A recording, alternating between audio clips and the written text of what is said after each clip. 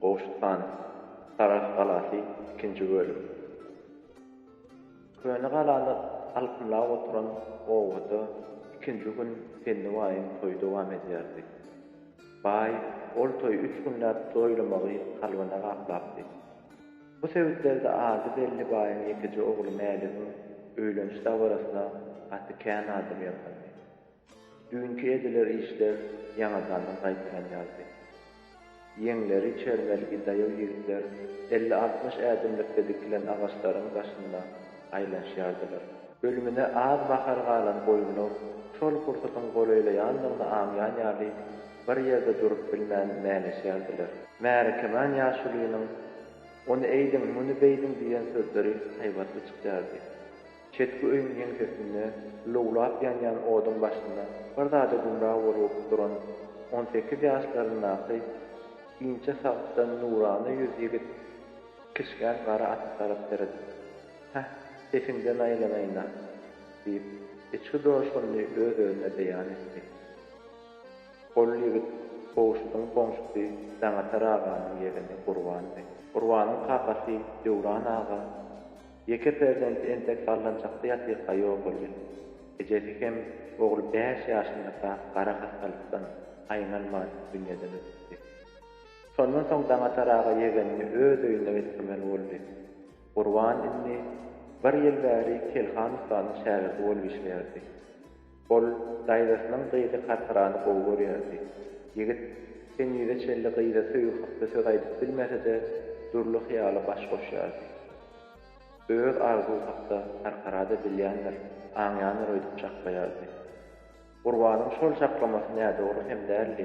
Daýy gyýynyň 15 ýaşyny doldurmak bolsa, Gurbany howatyrlanýardy. Gyýy maşgala 15 ýaşydagy ýetiberse, derrew onuň arkasyny ýakmak bilen bolýanlygy hemme kişi üçin güçlükdi. Bolsa da Gurban öz ýüregindäki arzuwy açyk aýtmagy aýryp edip bilmeýärdi. Pendiwaýyň dogan garnaşlarynyňdan gowluga tapawutlanýan täze diken üýüniň aksalynaky delaryň köregesinde oturanlaryň taňsyna geldi. Giň hem uzyn ýeňleriniň ucundan barmaklary çala görünýän ýoka donly ak tellili sarýagydan temizde müçesi ýeri däl adam öýden çykyp ogran gelinleri gözi düşensoň symyşlyk boldy. "Pendiwaý, boňşa dinläp nediýän nerelere uçurdy? Gudaň döwletmekdir." Sowal berene Seyit Muhammed Işan ýadylar. Ol taragyň iň ady ýolguny doganandy. Bu etrafda uly toý sadaka bolsa, inni ýaşy 70-e ýeten Seyit Muhammed Işanyň ruhy bilen edilýär. Sehedi, bifehedli, ýyllygyň ýerde degni, gökde degni şondan soramaldy. Onuň asly garawy gowul äsarlandan oturanlar hem Seyit Muhammed Işanyň beren sowalyny jogabyny eşitmek isleýärdiler. Şonuň üçin hemmeler Pendiwaýa tarap terjdiler. Daýaw eginlep gyzyl ýüzlü görmegi ýaşy 60-a golaýlan Pendiwaý çäkmeniniň bagdygyny oýnaşdyrýardy. Boğazının tüydük ýarlygyna garamazdan emeli ardynjyrady. "Işan aga, budan beýlerden bolmaly. On çoklu döwletmen ýerlere däl, ulugy diýerler. Sezeret diýerler, beýlere serpasy bar kişiler." Işan nazarly kılmakda bitdi. "Köp ýaşy. Boňşyň durrun aýan bola, ämin." Seyit Muhammed Işan elini götürende oturanlaryň hemmesi şonu gaýtalady. Az galymdan gaýra tarapdaky çoğunlugyň içinden bir todan peýda boldy. Todan golaýlap üstü adamly dor atla öwlensoň Pendiwaý ýerinden turdy. Nepes molla ýaly gelýär. Ol palasyň garasynda jüplenip goýulan sary hokkosyny geýip atlynyň gelýän tarasyna ýöneldi. "Mehmanyň atyny tutaweriň ýigitler. Nepes molla bolsa garşylap berýin" diýip Seyit Muhammed Işan hem mehmanyň gelýän tarasyna ýöneldi. Dünýäň ähli kunjuynyň habaryndan horjun olur ol kişi. Nepes molla ýazylaryň ketgudalaryň birisi. Ketguda bolup ol altyn jana arkadan arka kalan däldi. Edenliligi, dogumlylygy bilen il arasynda agy galanan adamdy. Ol 54 40-55 ýaşlaryndadyr. Nefes bolda haýsy tiranyň haýsy taýpasynyň başyna iş düşse, öz ýigitlerini jemläp derrew kömek etdirdi. Kut şonuň üçin baý garyp ulyk içi oňa korkup goýardy. Ol uzyn moýly, buğday renk, nurana kişdi. Ol gepeçeper adam ýyl içinde molla nefes edip sanalýardy. Şahyryň gedemlik bilen gadam urup gelýän dor aty toýa gelen mehmanlaryň tebleginde bagly duran atlaryny tarap haýbat bilen teretdi-de boýnuny silkdi. Ýeti sesi bilen kişnedi. Barçu sakbally Şahyr atyny kişnedip, ümsügli bolmajak bolýan ýaly reşmäni baat bilen silkip goýberdi. At bir näme koşuşdy. Mehman ente gaty golaya gelmäkä Qurban onun göňünden çykdy. Assalamu alaykum mollaga. Dilowçekim, men atyňyzy tutayım. Şahyr daýy gurusuna gelip giden sesi bilen salam alan soň, "Ýagşy git. Sen tutjak atdandan däldir. Gaty gyrpadyr" diýdi. Soňam ýigitiň göwüni awlamak üçin ýanlaryny andyryp, göňki aýdanyny bir näme ýumarlady. Öz eýetinden özge adamy torbasyndan daňdyrýan däldir. Şahyr atdan düşen soň düşmäni tersinden geçirdi. "Hany goçoň gel görşeli." Buanyň çetisi eli Şahyryň ulluqan hem gadgan aýalarynyň arasyna gitdi. Onyan japen vay hem ýetiş mehmanlar gadarly salamlaşdy. Şahyra tördün orun berildi. Saglyk amanlyk soraşylandan soň Şahyra dikanlap terede oturan Seýid Muhammed Işan hemmeden öňürüp dillendi. "Dünýede ne gap bar molla? Sizler bir gelegende kişilersiniz. Iýen içeniňiz özüňiz ki, gören eşitleriniźden sözläp oturuň." Şahyr çäkmeniň astynda görünip duran ýaşyl köpüsiniň etegini çekişdirdi. "Işan aga, ol gurrun nämeden başlajagyny bilmeýän ýaly ýasama arzunjyrady. Gönümel burnuna gelişip berip duran çaşyk ugran bolşuna çep eliniň güýen marmagyny ýetirdi. Soňam "Dünýäň ähliýeti türkmennedir Işan aga" diýdi. Ýaňşylan ýaly bolup aýtdy. "Bizden gaýry ýerde iň salalyk ýaly. Ya bizim kişi halymyzdan habarymyz ýok." Seýid Muhammed Işan Şahyryň sözüni böldi. "Ha molla, türkmenler taňry bende sälmişmi?" Nefes molla Işanyň beren suwalyny halamadygan bolsa, onuň göwüni ýetmendik üçin esli salyp pikirjenglenip oturdy. Diýjek zatlaryny Işana dälle başga kişi aýtýan şekilde aptala seretdi. "Türkmenem taňry bennesi, ol haqqat. Ýöne mene göwünme bolmasa, Hazar bilen Amderiýa aralykdan gaýry ýerde sesin ýok ýaly hasap edýär. Rahat aýdylan gep. Ýok bolsa türkmenisi. Asyl diýilmedi." Şahyr dowam etdi. "Äär taryny aýmak çapýa, ýöňüňi göklen gajar çapýa, tekäni hem gajar çapýa, hem mädebi. Ay kısmatdyr molla bidatdyr. Wagty gelende gajaram çapylar aýmagam. Olaň özleri iflite döner." Işanyň kısmat diýen sözüň kän oňlanmadyk Şahyr dilenini işläp oturup bilmedi. "Köpür geplesem hatamy tüň Işan aga." Seýid Muhammed Işan diýdilendi. "Hataňy taňyrsyn molla. Taňry her kibennesin dünýä inlerinde oňa rahatlygan berýändir ahyry. Taňry her kibennesin bu dünýäge birekne etdi berýär. Öz erkini özüne berýär. Bimi we rahatlyk bolsa-da, gamgysaklyk bolsa-da bennäniň öz sebäp bolýar. Ondan ötürün Taňryda hiç ýyly günah ýok. Günäni bennesiň özü gazanýar. Bennäniň her eginde oturan kätibin hem kirabin ýene iki perişte onuň gadanyň günah sogawyny hemişe hasap edip durýar. Kişiniň eden biýmürretliginiň ejrini, eziyetini biz çekmelimi? Öz erkini, bala çağanyň rahatlygyny goramagam günädär bolsa gerek. Öz päkizeligini goramaklyga şeriatda düzüw garaýar. Emma ki Işan agamy bu bolýan myrtalyklary üst berýänler ýa-da ki onuň üçin köýmeýänler öýdüp oýetmän molla. Ýylyň ýaman halyny besse köýýär. Emma ki goldan gelýän çäre ýok. Taňra sığınmakdan başga alaç tapyldy. Töwerekde ümürde köpelip başladı. Kullu Türkmeni bir yere yığnamaly. Gajara aymagy akda kalýorlap ýyl bolmaly. Gajara akda kalýorlap ozalamadaly ýyl boldum sen. Hani yanar mergen, hani kertik kaçy, hani kelafun. Ýatlanan adamlar hälisini maly çapylyp ekrançylygy weýran edilip durulan soň tekeler tarapyndan gajarlaryň üstünde ýorlanyp ýyçylerdi. Ýyçä ölüm bolmasa-da olar ýygyna dolanmadylar. Akylly başly han saýlamaly. Bu sözden soň her kim öz agyran ýerini tutup, her kim öz fikrine beýan etdi. Türkmenin ağzını biriktirip oturan bir ýoňmaşyky bolsa-da, şu wagt ýumrugyndan ot çykaran bolýan gajaryňam, aýmanyňam lepbe duýup dursa nädersin? Hocam şükürne han nämişmi? Ýöne adamlar täle tes gelmesin diýeliňler. Bize çarky pelegiň gırdagyny düşen ilat berler. Türkmenin dagy gaýgysy bolmasa, düýesi ýaman çöker. Diýip bir nakil getirdi. Bolup geçen bedbahtçylyklaryň sebäbini özçe düşünürdi. Indi başa gelýän bela aýtyp bermäge derek han nawaz edi. Ýagdaýyň pes bolsa, han neýlesin, serdar neýlesin. Bir hanyň täk özi ataş bolsa-da niýeräň ýakjakmyş. Han ataş bolup başgalagy ýakman, özüni ýaksa-da bidiradi.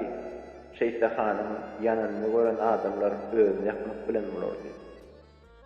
Ýöne bizde iyil üçin ödünler, çalarak jany ýakjan hanam ýok. Nefes Molla Seyit Muhammed İşanyň hocam şükürne han nämişmi diýen gepini ýerde ýatyrmady. Hocam şükürni gojaly İşan aga. Seyit Muhammed İşan gojalan hanyň tarapyny çalmak meýli bilen bir zat diýmekçi boldy. Emma berlen sowal onu toplatdy. Balagynyň diýdi ýamaly geç takbal adam öňe oňdy. İşan aga yaramadyň gullugynda dur diýip İşan aga yaramadyň gullugynda durýanam yaramaz bolýan nämidir? Ya o zatlaryňam öz müçesine göre günäsin geçirýän geçirmeýän ýagdaýlary bolýarmy? Şu hakda şeriat näme diýer? Yaramaz birle yaran bolganam yaramazdyr. Berlen sowaly özünden jogabyny alyp keserlenen ýaşly töwereğine garanjatlatdy, esne bat berdi. Şeýle bolýan bolsa, İşan aga, biziň han diýip öňe tutup görünmez. Hocam şükürüňem sinne namaza karlygy ýokla.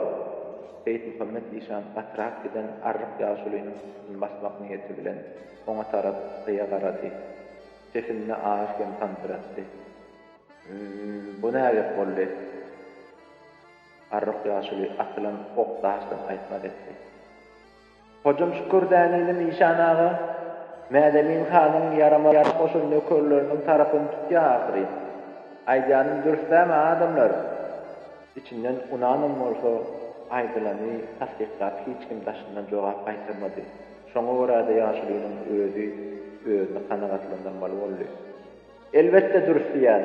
Nä men ýyla atagalyp söz bergim barmy? Bir tarapdan seretden arryk ýaşulynyň aýdanlarynyň jany hem bar ýaly. Emma ol hyýalynda özüni hocam şükürüň deňine goýup biljek adam däldi. Seyit Muhammed İşan bolsa tekaniň başganyň hyýwanyň öňünde näme üçin towşan tüýlük edýänleriň manysyna sada adamlar bilen teňeşdirilenine has büyük düşünýärdi. Ol inçe meseleni sada adamlara düşündirýän adam däldi. Şonuň üçin gurruny çuňlaşdyrmak istemedik diýişan tesli tanama awtynda boldy. Bu nortaq oly toý ýeri hasam şu bilenni. Üstü kaşan gece böyle ak arwana ýanyň 10-20 at başı bilen kendi waýyn täze goňşdy. Ýeke kerden nälim gelin alyp geldi. Gümmedekle oturan ak öýlerin alyndan ok kestirmek etýän ýigitleriň sany köpeldi. At toýnagynyň garbyna çydaman ýerden ýokary galýan ýeňilje todan töwere gursap aldy. Gelini kejebeden düşürüp çetki agy tarap alyp goýdylar. Daşda wara görmege diýip gelinler bilen bedelen täze gelip ähadem destemläp ädinleýärdi.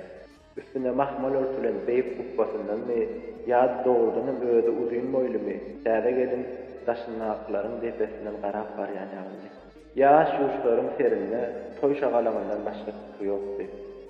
Balaca oğlanlar gyýlar, täze gelmek üstaşa seçilýän ýigdir kişileri ullaryň aýaklaryny çolaşyp çürkleýärdiler.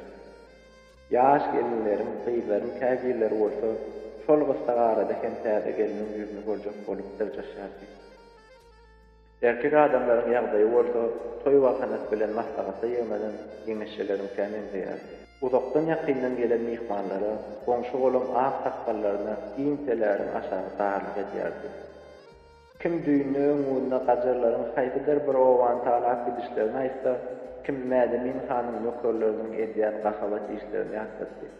Burrun Mädeminiň nökerleriniň üstünden maranna gastapçylyk ede aryn soň bir garada gyşaryp ýatan kelhan kepeledi kelmäge ýaltanýan ýaly ýatyşyny üýtgetmän nefes molla ýüzdendi. Molla şüpki, Mädeminiň enesi ýalamadyk nökerlerini usulluk bilen itden çykaraýsan hiç korka. Şahir ýene çet eliniň süýüm malmagyny murtuna ýetirip, ýaňsyly elgirdi. Geň alaýman adamlar, içýäniniň öz ülküsi bolarmyş. Olary itden çykarmak üçin gaýrat gerek, kelhan kepele gaýrat diýip kimdir biri şahyra sözüni dowam etdirmän gaýrdy. Izinden ol ýanyna oturan kulugyna pysyrdy. Kelhan kepele ha tüýüt han saýlaýmaly adam eken. Soňuna garaman öňüni çakjak. Pysyrdy, kulugyna ýeten kelhan kepele gopsundy. Gaýrat ha ogul, şu oturanlaryň bijeden galanynda ha gadyr. Ýöne öňbaşymyň gaýratly diýsem başga ýok. Ýa-ni adam inni açyp etmedi. Gaýratymyz bolanyny ikimiz aljak galamyz barmy? Mädeminiň nökerleri öz mülküň içinde at oýnadyp, tümmele gelen buğdaýyny weýran edende de gowy çykaryp bilen okda. Äwmede kelhan kepele o sözler çalaja täsir etmedi. Märekeniň gülpsem onuň ýüzüne gydarmady. Gaýtam ol hiç ýyl ýakyn gep eşitmedik ýaly giňlik bilen gepdi. Olar men buğdaýymyň ýele ýanynyň geçip bilen atlar, men kiň ýanyna gowşudyň buğdaýçylygy bar ataryn. Bolanda näme? Bolanda olar gowşudyň gözli görenden ýumlugy berýärler. Mädeminiň nökerlerini görgör közer ýaly kimmi şo gowşudy? Döwürdi Serdaryň ogly bolmaly diýip kelhan kepele. Şol sowalyň geljeğin öňünden bilýän ýaly sowal aýdylyp aýdylmagy jogap aýtdy. Ehtewap bäri dumup oturan Seyit Muhammed Işan söze goşuldy. İl halaýyk, şo taňry bendesiniň gurrungyny häkän edýär bolýan elbetde güýçlüdir da. Mekan cennet bolgoý atamyz Bahyr aýdardy. Dübda adamlar bolarmyş. Beýleki adamlaryň gözünden marda bolmuş diýer. Märke bolay gelip duran telçen takgally arryk adam. Hay millet, eşitdim diýme? Öýleden soň toý görüşi boljakdyr diýip türkmen toýlarynyň iň şowkunly pursaty barada habar berdi. Gün öýläne sanyna Tenni Baýyň märekesiniň sany düýnünden köpeldi. Ulu baýraklar goýulyp tutulýan baý toýlaryň teýrek goýanlygy sebäpli bugünkü dawara üren uzaklardan gelenler bardy. Telçen takgally jarçy ýene peýda boldy. Biýilimi goşalyny göwni etýän ortaçyk haw. Bayragyň bir öwet Tenni Baýyň döwleti örelmesin. Ortaçykyň haw. Kelhan kepele gyşaryp ýatan ýerinden gitmedi. Jally bugün bahsam aýtjakmydyr?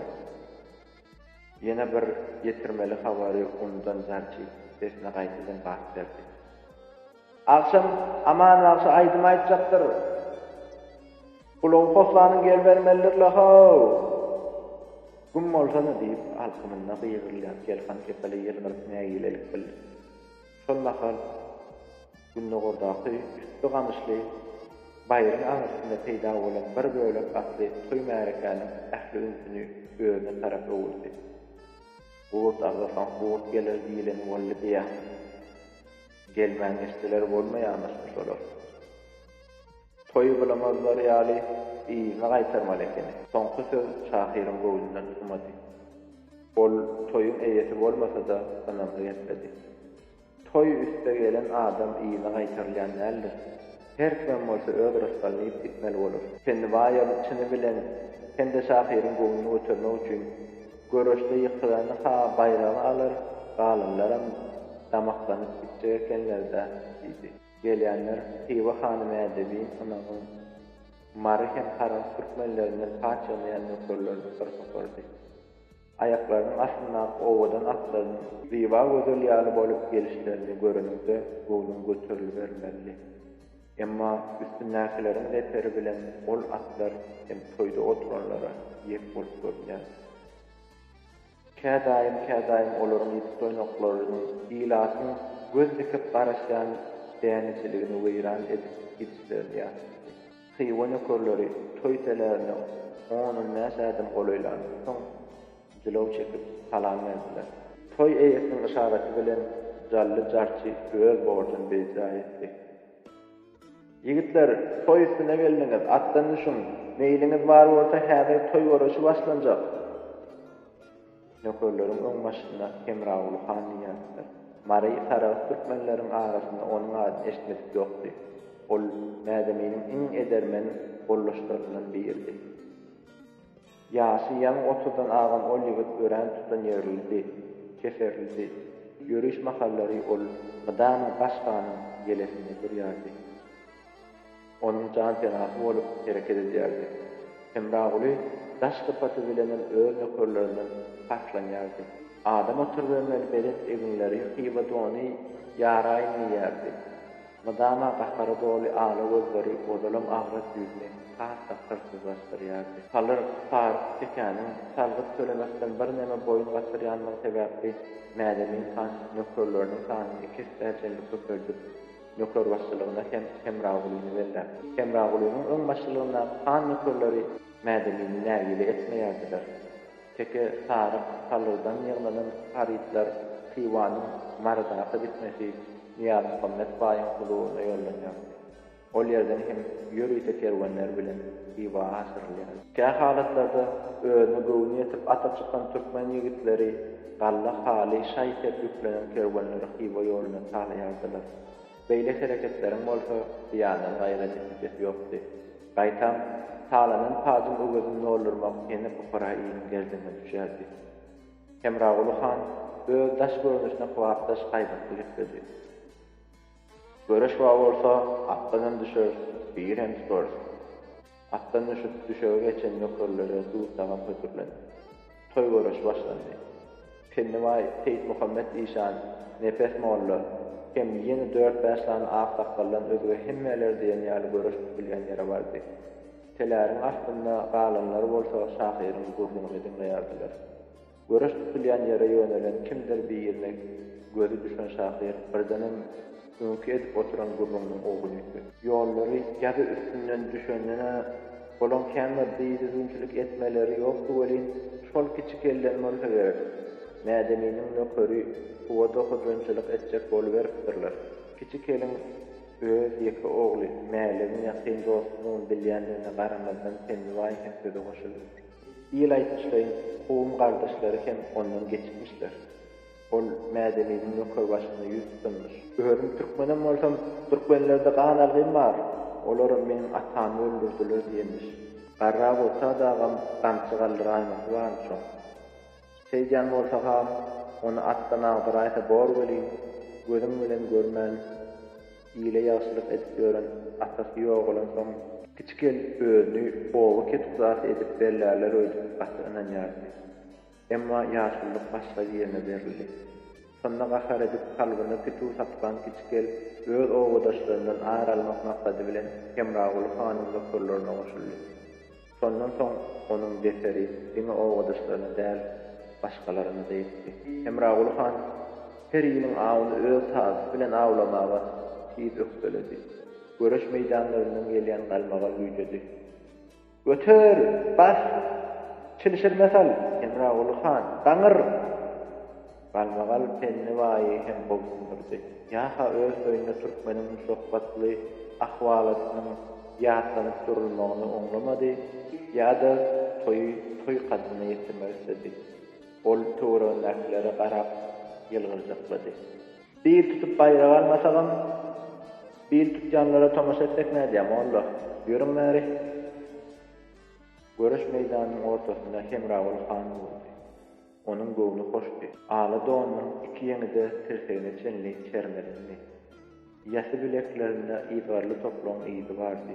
Bu bolsa onun kimdir biriniň kepine ýere degdirendigine şaýat etdirdi.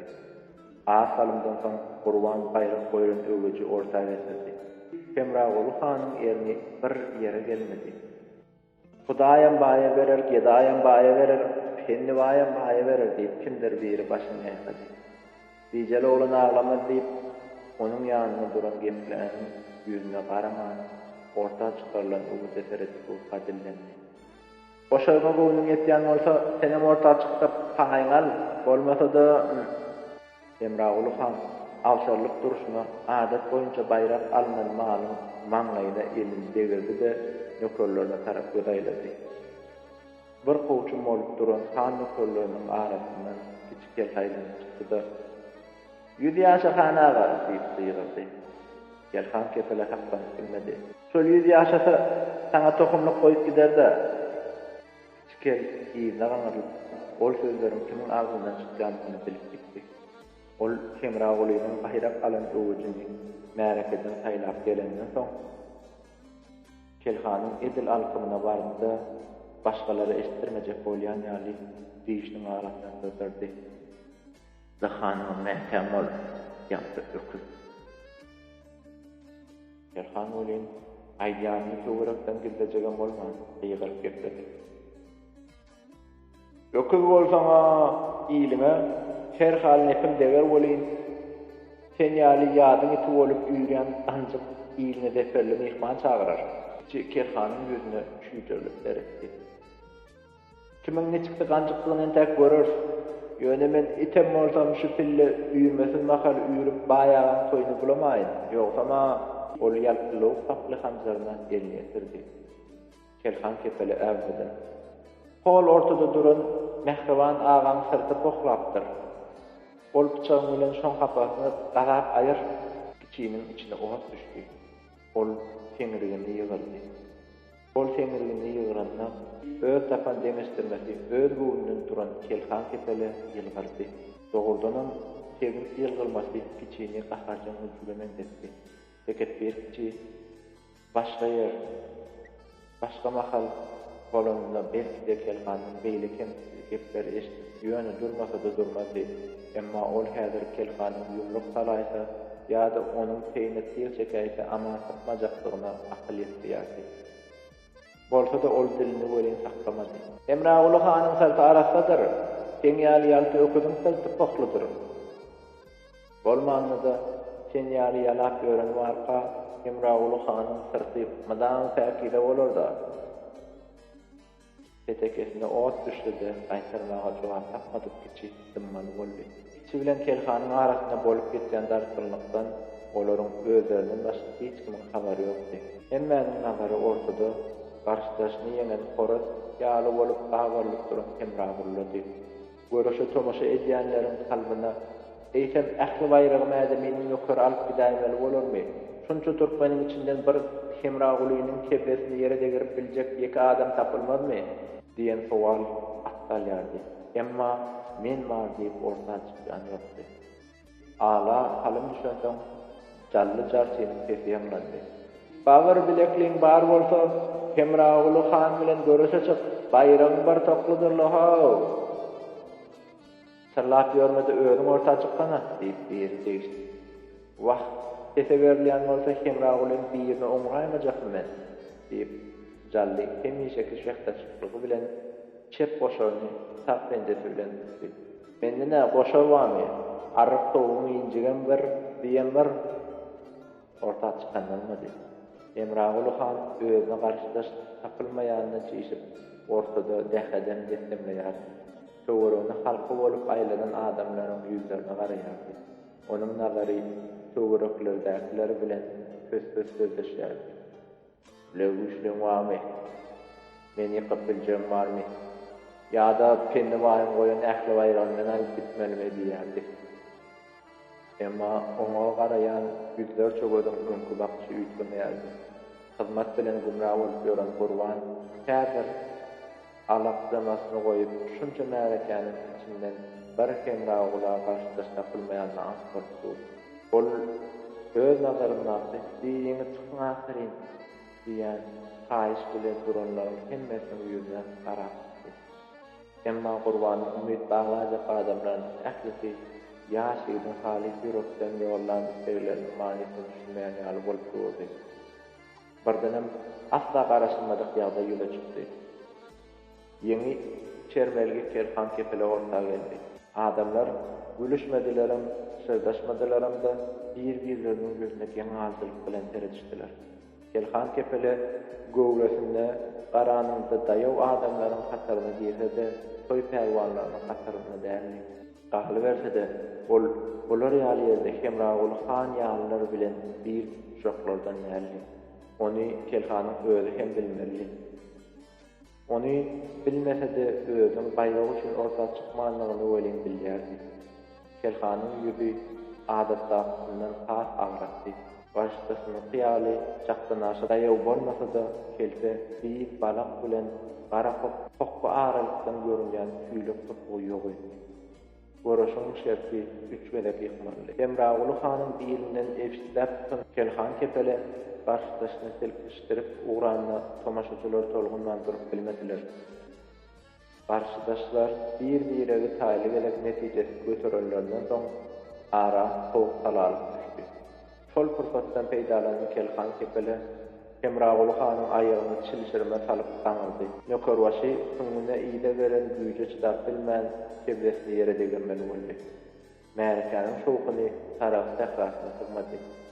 Berekella Kelhan kepele, oglum bolsun. Aýaly bolmadan näde ogly bolsun? Müň ýaşy Kelhan kepele, baýramy bolsa getirber. Emma Kelhan kepele baýrak bermedi.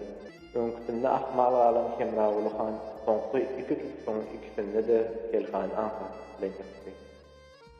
Kelhan kepele ýüzüni aşağı salyp meýdandan çykyp barýarka, hiç gelip ona söz atyp bardy. Takdyňa deňişçi adam. Kelhanyň gahary dokudygyna geldi. Eneti ýalamadyk dinam bifäne.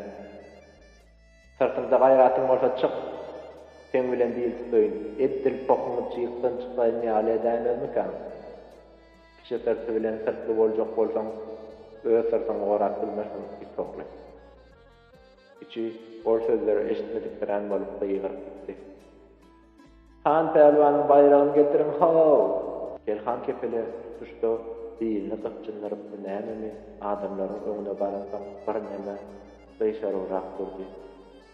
Onun saklanan ýeri hem sende baý bilen nefes morlanyň ýanyny boldy. Şahir Kelhany ýylgyryp barady. Ýigit garyp namys baý diýenleri edýärmi Kelhan? Ýok molly. Men hasas kıyamata galmaz diýenlerini etdim. Ondan men ol pelakete Allah oşap daga ýykaýmaz maqam edip bolin, garap ol meniň çakym däl ekeni. Köpü görenlikde.